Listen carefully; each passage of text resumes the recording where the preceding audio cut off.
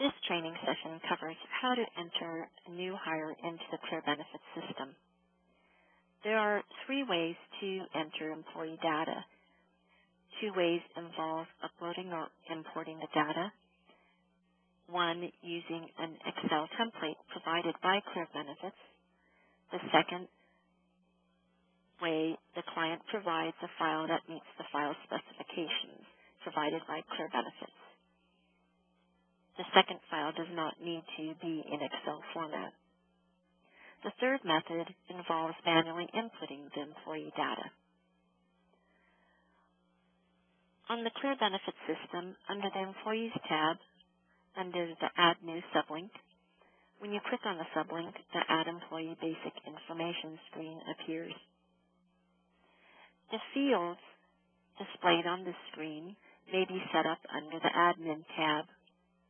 Likewise, the fields marked by an asterisk, which indicates they are required fields, may be set up under the Admin tab as well. If you go to Custom Settings, Field Settings, Employee Fields, you will see a variety of field names listed. For each field name, you're able to indicate whether you want the field enabled or disabled. Enabled meaning they are displayed on the screen. You are able to indicate whether it is a required field, indicating that the field must be populated before the screen is completed. Under the last column, you can choose to check the box if you wish to display the field on the Add Employee form. The Add Employee form being the screen where we were just at, under the Employee Add New sublink, the Add Employee Basic Information screen. You will see on the screen, typically we do not include specific personal information fields pertaining to the employee. The Social Security number, the date of birth, and address are not required. This allows employers to set up new employees in the system without specific personal information. Here we will go ahead and populate the fields for those required fields.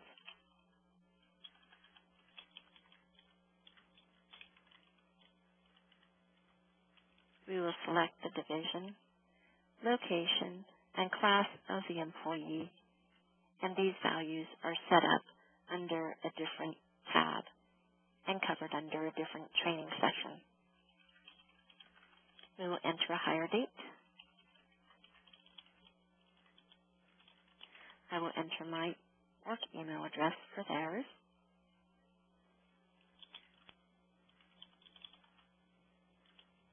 Enter a title,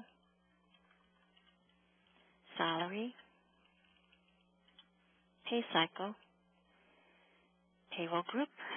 Payroll group pertains to flexible spending account calculations.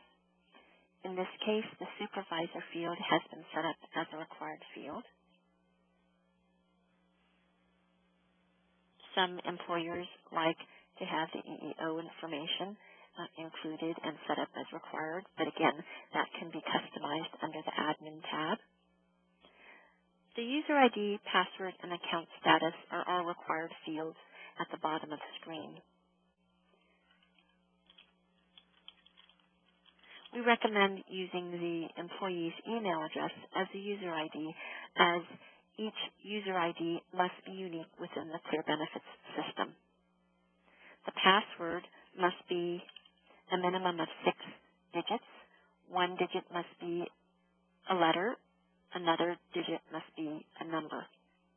The count status is a required field, and you have to choose from either active, inactive, or test user. Active is usually the account status you will choose for most employees. Inactive would make the system inaccessible to the employee. Test user, if you need to set up a test employee for some reason, you would choose test user, and the data will not be included in the files sent to the carriers.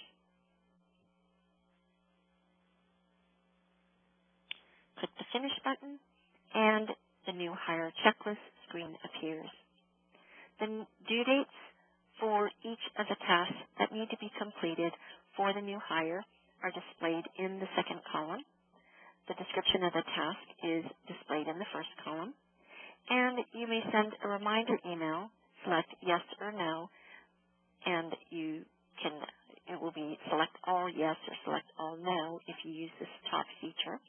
And then you can override and change the individual tasks to a different option if you choose to do so. Likewise, the due dates you can override and change those if need be. The default due date and the tasks that are listed on the screen are set up under the Admin tab under another feature and can be customized to your needs. Tasks can be set up for employees to view and complete. Tasks can be set up for employers only to view. So if there are tasks that the HR department need to complete, those tasks can be included on the checklist, and those tasks will not be viewable to the employee, and reminder emails will not be sent to the employee for those employer-specific tasks. The reminder emails are system generated, and if the task is not completed by the due date, a system-generated email will be sent to the individuals selected below.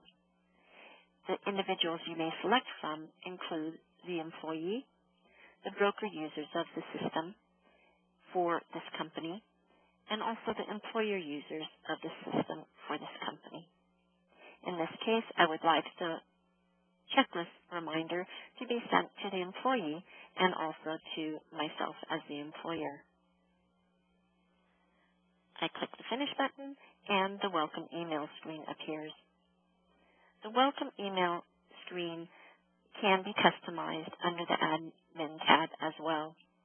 The Welcome Email text can be customized, and also at the bottom of the customized text, at the bottom of each email sent to the employee is the user ID and the password that was created on the first screen. At the top of the screen, you can elect to not send the welcome email if there's for some reason you don't want to do so. And I've logged in as the employer, and also I have my email address attached to my employer settings. My employer email address automatically is populated in the From text box. And also the employee I set up using my email address automatically populates the To field for this welcome email screen.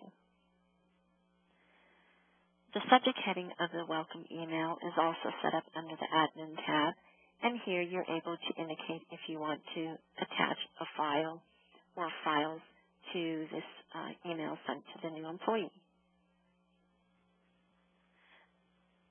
Upon clicking the Finish button, the email is sent.